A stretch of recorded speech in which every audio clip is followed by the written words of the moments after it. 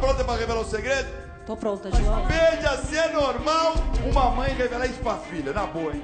Com todo o respeito que você me merece. Tá pronta? Pronta. Pode revelar o segredo pra tua filha. Te prepara o que a tua mãe vai te dizer. O meu segredo é que eu tenho inveja de você. Então, eu coloco farinha na sua comida todos os dias pra você engordar e você não engorda.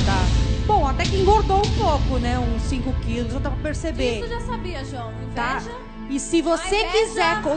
Posso falar? Passa loiro, passa loiro. Posso Passa falar? Rosa, batom rosa. Posso falar? Pra que você E faz se quiser isso? continuar morando em casa, vai ter que engordar. Ah, então eu prefiro sair. Peraí, você queria ser sua Prefiro filha? sair. Não dá, meu.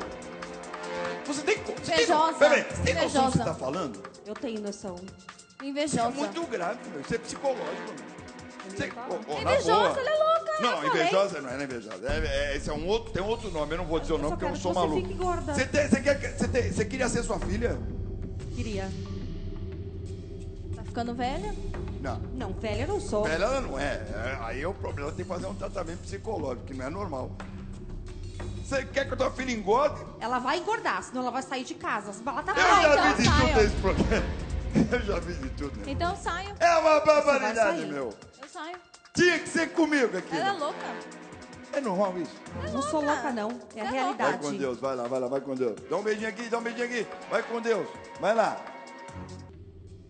Olha, se eu fosse você, eu procurava um terapeuta, fazia uma... Senão você vai sofrer muito, meu. Vai por ali, vai por ali.